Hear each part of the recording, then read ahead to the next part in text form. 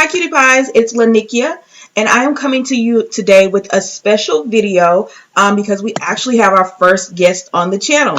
So, for those of you who work from home, I know a lot of you ask a lot of questions in regards to taxes, and I can't answer those questions for you, and I don't want to give you the wrong information. So, it's better for it to come from someone who actually works with the IRS, works for the IRS, has their own business, has all the knowledge, went to college and everything for this. So I'm going to hand it over to our guest speaker today. And again, we're so happy to have her on as the first guest, as well as, doing this for us today, answering all of our questions and everything. So what she's going to do is just introduce herself and let you guys know just about how she got started. And then I'll give the questions that you guys had given to her at the end when she's done.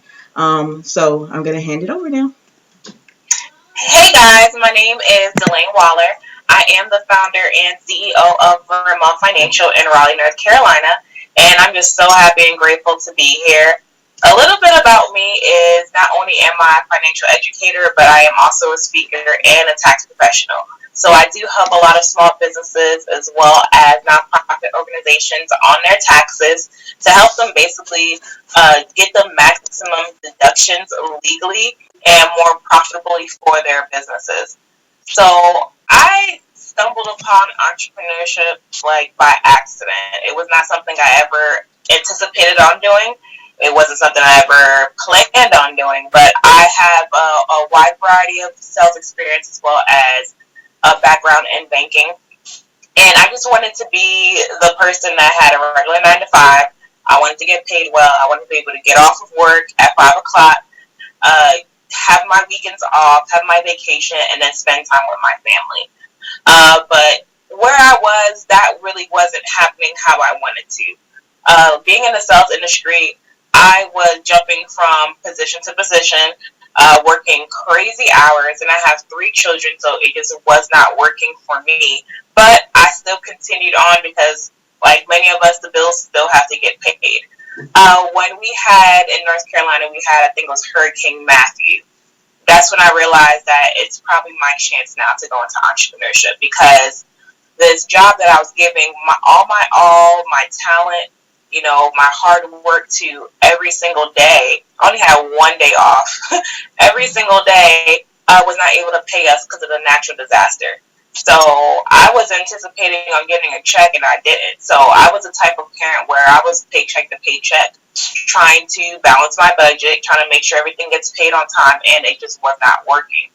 So I spoke to my fiance and I was like, I'm thinking I'm going to start my own business. And I already wanted to start it, but I was just waiting. And I wanted to get some more education in the industry that I was going into.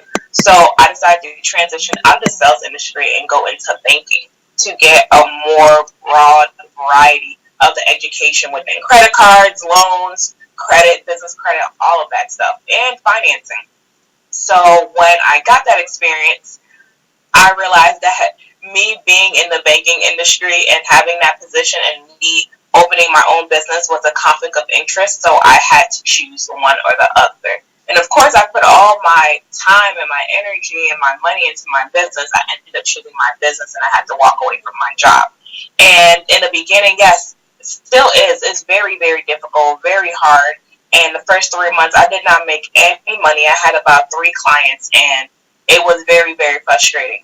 But we're a year and a couple of months in, and I don't have no regrets. I have no regrets at all. I was able to add more services. So our main service is tax preparation as well as bookkeeping. But then we also offer financial coaching as well as credit restoration and business credit for business owners. So we were able to add multiple services to be able to help multiple people. And I'm very, very grateful for that because I was looking for a company that was going to help me with my credit, and my taxes. And I didn't find anyone who was really on top of the questions that I had. So I know it was up to me and my staff to educate ourselves constantly, every single day, reading up on new laws, new changes, because things change every day. And that is the whole importance behind Vermont Financial, is to be educated, is to educate our community, because that is what stops our success, is having that miseducation, not being able to learn more. And I'm telling you, once you have that education, you'll be absolutely successful because we don't ask enough questions. I always ask questions. I think it's the best thing to do. No question is a dumb question. If you don't know, you don't know, and that's why you should Right. ask. And I feel like closed mouths don't get fed. So open up your mouth and ask questions, and you will be absolutely successful. I am a mother of three, and this is the best thing. I'm living basically my life. I'm living my best life right now in my 30s, and I'm super grateful for it. And I'm grateful to be helping my community because I learn something new every day as well. Okay, that's awesome. So I think one of the main things that I heard you say, which is what I hear a lot from like the people who leave me comments or everything, is that living paycheck to paycheck. So what, like for someone who is working from home, and especially because a lot of the work from home jobs are in customer service, that Mm-hmm. so I always tell them you need to have more than one if you're going to work from Yes. home. So, what Yes. advice would you have to give to someone who's looking to transition from going from a 9 to 5 into working from home or working from themselves? Would you tell them to go for a W-2 job, or would you recommend that they do more of the 1099 independent contractor jobs, or does it what is best for you?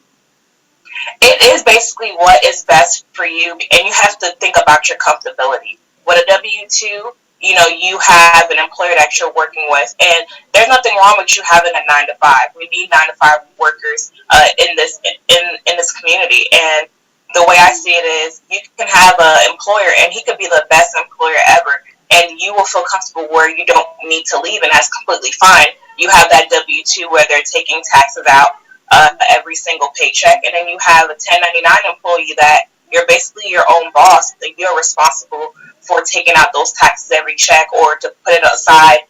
And for me, I believe that it's all about comfortability. If you're gonna go working from like a W-2 job to becoming your own boss, you definitely have to live below your means. Okay. Like, don't think if you made more money in your business or working from home than being at your job, that now you're balling, because you're not. Right. You're always having to reinvest, Right. and things can be slow one day and things can be high one day. It's not a steady paycheck. So you have to be strategic about your pay so you don't go back to being paycheck to paycheck, and you really have to live below your means. Like, just because you made 6 figures this year doesn't mean you have to look like you made 6 figures. Doesn't mean you have to go get the new car right away. Doesn't mean you have to go buy a new house right away. Definitely budget strategically. I know with me and my fiance, we started when we basically started our business, and we were making all this money.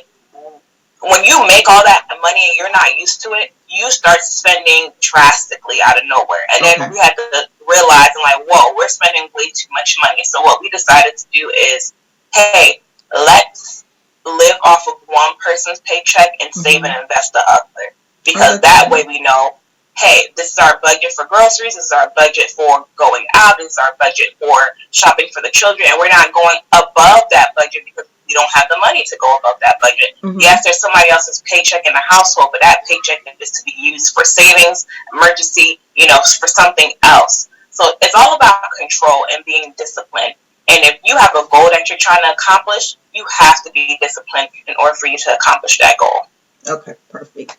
Okay, so one commenter to Shar16, and I get this a lot, and they said, how do they do, like, if you're independent contractor, you're working for this company Monday through Friday, taking the Mm-hmm. phone calls and everything, and then of course you're independent, so you're not getting taxes taken out of your Mm-hmm. checks. You're just getting straight cash. So they want to know. Most people want to know: should they pay quarterly, or should they Yes. just pay at the end of the year when they get their 1099? Should they just pay it then? What would you recommend for that? If you are self-employed and you are paying yourself, then you should definitely file quarterly.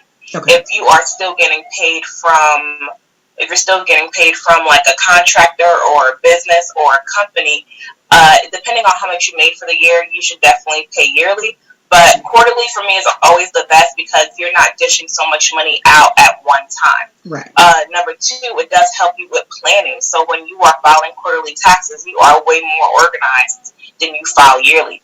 When you file quarterly, you have to be able to have all your expenses aligned instead of you waiting the end of the year and grabbing all these receipts and running around with a chicken with its head cut off, like a lot of people are doing right now. Right. And it's not organized. It's going to drive you crazy. So when you're self-employed, definitely look at all your expenses that you need for that particular job and keep track of them, because the more you keep track of them, the more you'll be able to deduct and itemize. And if you don't do that, you're not organized, you're not prepared, and I'm all about preparation and planning. Like, there's a plan for everything, and if you don't have a plan and you wait last minute, you're going to screw yourself over when it comes to taxes. Yeah, you're going to owe. Yeah, you're not going to get anything back. You're not going to be able to break even. It's because we're not prepared and we don't plan. So look at all your expenses. Make sure you have them organized. Every time you purchase something, put it away. Keep the receipt. Get an app that can hold your receipts and organize them every month. Make that a part of your to-do list is what I suggest. Okay, perfect. Thank you for that. Okay, so in doing that, would you recommend that because some people, they love the TurboTax and everything, but if you're an independent contractor, and most of the people who watch my channel get the 1099s at the end of the year.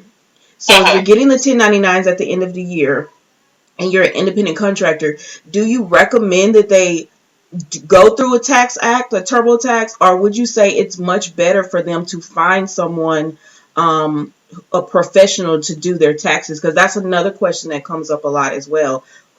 What should they do because I know you can get a lot more if you itemize everything, especially if you set up your home office and everything to work for the company. So what would you recommend for someone doing that?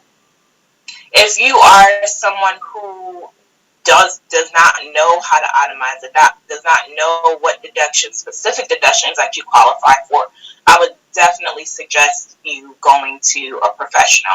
If you're a small business, if you're self-employed, I don't suggest you going and doing it by yourself on TurboTax. TurboTax was meant for it to be a self-prepared for a W-2 worker, because all it is data entry. Once TurboTax starts asking you all these complex business questions and you don't answer them correctly, not saying that you're going to get audited, but it's the reason why a lot of people do end up owing, because they don't maximize on the deductions that they qualify for because they don't know what they qualify for. And the only way for you to know what you qualify for is for you to educate and research. And that research should take a long time. I tell a lot of people that the tax code was meant for small business owners to take advantage of. It was not meant for the average W-2 worker. And the reason why is when you have a small business, according to the government, you look like you are providing more opportunities and more jobs for the public. So that's why they cater to small businesses or the corporations. Which is why a lot of corporations, they make billions of dollars, millions of dollars a year, and yet they owe zero in taxes. People don't think as to why. Because they have a professional on their staff making sure that they maximize on all the deductions that they qualify for. And as a small business, you can qualify for 80 to 90% of anything that you buy for your business. But that also comes with the education. It takes a lot to research and read and find out, what do I qualify for? What can I maximize on? And you have to take that time to actually research that information. But when you go to a professional, they've been researching that information for years. They've worked with so many different people that they already know beforehand what you do qualify for. So it makes it easier on you.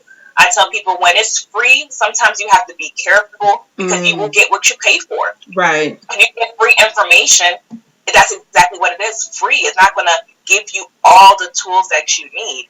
If you want to get the best information, you will have to pay for it. If you want to be able to get the best, then you will have to seek a professional.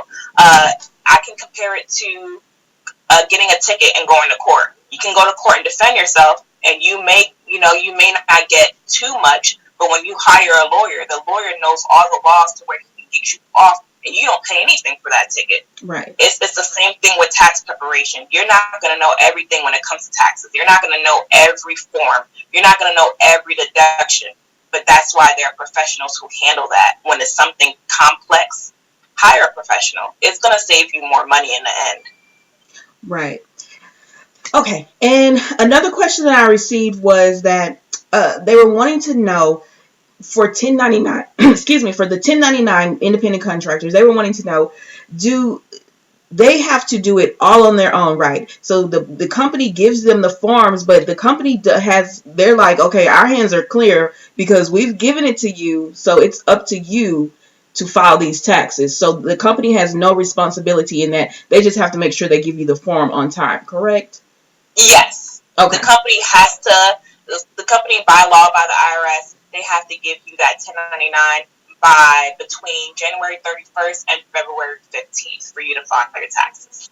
Okay, perfect. And if you're working from home, you have a customer service job, you're working from home, and you're a mother, and you're an independent contractor, would you recommend that she be an independent contractor, getting that 1099 at the end of the year, or doing it quarterly, or is it better for her to try to find a W-2 job which one, or does it just depends on the situation? It does depend on the situation as well as their schedule. I know a lot of businesses or corporations, they are transitioning into like the 1099 employee status because for them, it puts everything in the hands of the employee. Now, the employee is responsible for the taxes that they take out. Now, they're responsible for filing their taxes. They're responsible for any benefits that they can qualify for. With a W-2, it does the same thing, but it also taxes the employer. You know, they're getting taxed more for being able to be responsible to take out those taxes for you. So it depends on the company that you go with, because I know some companies, they only do 1099 employees. They don't do W-2s. And you will know if you're a 1099 employee or a W-2 based on the form that you're given after you're hired. So if you're hired by a company and they give you a W-4 form, you're a W-2 employee. If you get a form that says a W-9, you're going to get a 1099 at the end of the year. So you can definitely ask the employer, you know, how do they do things? Are they a W-2 or they're a 1099? But I know 1099, to give a 1099 is easier. It's more convenient for the company to give their employees a 1099 instead of a W-2. Right, that does make sense. So if you're a mother and you're looking at doing this, how could you, like, because I know a lot of people look forward to that income check at the beginning of the year. So with the 1099, because I don't have children, so I don't know, with the 1099, what does that do for them? And you don't have to go into a lot of details. You can just give it, because I don't want people to be like, well, she said this, but you can just give a honest answer on what would that do for them. Do they need, if they want to work from home, do they need to go toward that W-2 job, finding that working from home, or the only difference with the 1099 is now you're legally responsible to take out taxes out of your pay now. And with that 1099, it's the same thing as the W-2. Like, the information that you're filling out is still a data entry. The only difference is your tax liability now. How much taxes were taken out from your paycheck? How much taxes are you now taking out for your paycheck?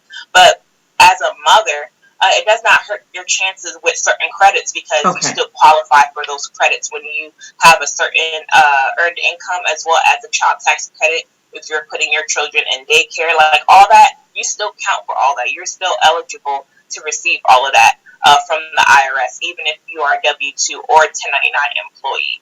All it boils down to at this point now is your tax liability. How much taxes are being taken out, and how much taxes have you paid for the year. Some people, when they're a W-2 employee, they don't want that many taxes being taken out for the year. They'll file all these exemptions. And then at the end of the year, since you didn't pay any taxes or hardly any taxes for the year, at the end of the year, they're going to take that back from your refund if you do receive a refund. You're going to get that. They're going to take that out of your refund from the IRS. So I tell people, with taxes, with filing taxes, you should not expect a refund. If you are claiming zero and you pay taxes all year, and you didn't make that much, you have a few dependents, yeah, you're gonna get a refund. You most likely overpaid. You qualify for some deductions and credits. You're probably 9 times out of 10 gonna get a refund. But when you're playing and trying to trick the system, it gets tricky because the IRS is always going to find out if you decide that you didn't want to pay taxes for the whole year. They're just going to take it out of your refund. Right. If you do receive one. Yep. Okay, because I did see where you posted, because I follow you on Facebook and everything, and I saw where you posted where people try to trick the IRS, and you're like, we already know what you received and everything. Like we get the same information that you received. Yes. We receive that as well, so there's no reason to try to trick us or try not to state what you're making or not claim like one of your W-2s because you want to try to get a bigger refund for the year or something. Because in the end, you end up having to pay that back anyways. Yeah, exactly. And I tell people, if it doesn't come back to you within that year, trust and believe the IRS to me is very petty. Well, they will come after you 3 years from now. I know people who get audited for tax year 2016 and 17 is because they didn't add in the income from their school, they didn't add in 2 W-2s, or they didn't add an old 1099 contracting form. So I tell people, be very careful, because the same way that your employer sends that information to you, they do the same thing with the IRS, because they already sent in that form in the beginning when you got hired, that W-4, that W-9. When you fill that out, the employer does not keep it. They'll keep a copy, but they send the other copy to the IRS. So the IRS now knows that you are an employee for that company. So at the end of the year, the IRS wants that W-2 from that employer. So when you file your taxes, they're matching up what you already have. So even if you file all your W-2s and your wages are $12,000, but you put $9,000, the IRS already has a copy that your wages were $12,000. They're just matching stuff up, and that's how people get audited. And they just doing that in the beginning. Yeah, you may get away with it this time, but it always comes back. Always. Exactly. I've never seen when it didn't come back. Okay, well that makes sense. So, just be honest, guys. So, yes. Right, just be honest and tell them what's going on for that. So, thank you so much for doing this. So, with independent contractors, I know what are some things like when you're first, because a lot of people are, this is the tax season, so I know a lot of companies are hiring for people to do like the basic W-2s and everything, and a lot of people will be going to TurboTax and Tax Act and those type of companies to try to get them done, and then just go on chat to see if they can get a quick response from someone to answer a question. But do you recommend that we go to a professional like yourself or someone in our town? Do you recommend that over the tax app? Because I know you said, well, free isn't sometimes always better and everything, but if we had to choose like which one to go to, would you say like go to someone like you and then just keep going, because you would have the records every single year for that person? I tell people to stay consistent. If you're already going to someone, I would suggest staying there. And a lot of people are like, why would you say that? Why would you tell anybody to just come to you? There's so many people in this country that has to file taxes that you're not going to be able to service everybody. Okay. I say if it's a more simple return, like when I say super simple, you're single, you worked one job all year, you don't claim nothing, it's just simple data entry, you can just simply file that yourself. That's why there's DIY softwares for you for something that is simple. Or you have, even if you have one child, you type in their information for your one child, you get your refund, you're cool. When it's something that is more complex, when it comes to self-employment, because you have all those expenses, when you're not keeping track of those expenses and you're doing it yourself, you don't have a professional telling you, hey, you missed out on this, hey, you missed out on that. Right. Even when you go to those big corporations like Liberty Tax and H&R Block, they are trained to just put in the information that you give them. They're not going to ask you any additional necessary questions. They're not going to ask you, hey, did you travel for your business this year? Okay. Hey, did you do any educational expenses? Did you spend any money on books or education? How much mileage did you use for your car? They're not going to ask you those questions because they're not trained to do that. Right. They're only trained to put in the information that you give them. So if you get audited because you didn't give them all the information, that's on you now. They didn't have to Oh, ask you. Uh, okay. Okay. Professionals like us who are certified directly by the IRS, we have to get our fingerprints. We have to do a background check. We are learning the different secrets that the IRS don't tell you about, because at the end of the day, the IRS only wants to make money off of you. Cool. Right. But instead of them having to make money off of you, there's something called the tax code that you can basically deduct almost anything that you won't have to pay the IRS. People just don't read and research. They don't look and see what information is beneficial for them. So that's why I say go to a professional who knows the tax code, know what deductions and expenses that you qualify for, and know how to keep you organized, because taxes is not just January through April. If you are self-employed and a business owner, it is all Right. year round. You Right. should be planning for and preparing for the whole year. That way you can sleep well at night. You don't want to get a letter from the IRS saying, oh, we're missing this information, or you owe the IRS because you didn't maximize on all your deductions because you didn't know that you could do that. Either educate yourself, and it's going to take a while, or go to a professional. Okay, perfect. Well, I want to thank you so much. We've taken like 30 minutes of your time, and I appreciate this so much because you stayed after work trying to get this all, and I know it's tax season for you. So we want to thank you so much. Do you have any last words to say to anyone before we let you go? Just read, ask Okay. a lot of questions, because people act like they're professionals and they may not be. So you want to ask some necessary questions. I've been telling people ask two things. Do you have a PTIN number? That is a preparer's tax identification number. Okay. Every illegal tax preparer must have it in order to prepare your taxes. Do you get it directly from the IRS? If that person does not have it, usually it's because they didn't pass the background, they owe the IRS, or they got something going on. Okay. Or they don't want to go the legal route. But as long as they have a PTIN, it's the first thing you should ask. And then ask them, do they know how to maximize on your deductions as a business owner with the tax code? Okay. A lot of people just stick to the regular W-2s, and that's cool. That's boring to me. I like to challenge myself, which is why I handle a lot of business taxes and nonprofits and corporations. So, and that takes researching. Researching the tax code. So if you are a small business owner, and it doesn't matter what business it is, if your tax preparer cannot help you maximize and at least try to break even or have a less of a tax liability or a less of a tax bill, then you need to go to someone who is a professional in that area, who knows that information, because that's what's going to help you. The regular home office deduction, everybody knows about that. Right. That's not the only thing that's going to save you. There's other things that people don't talk about. Okay. So, yeah, definitely. Okay, perfect. And could you go across states to do that, or do you have to? Yes. Okay. Yes, absolutely. We service all 50 states, so it's no reason at all why someone should feel like, okay, well, I'm in California, you're in North Carolina, how can you help me? The power of technology, we do have a tax client portal, which is very secure. You'll be able to sign your documents on there, pay your invoice. You'll be able to upload all of your documents. You'll be able to get your return from the portal. It's super amazing. It was very pricey, but it's why, because it makes everything seamless for our clients. Okay, that's awesome.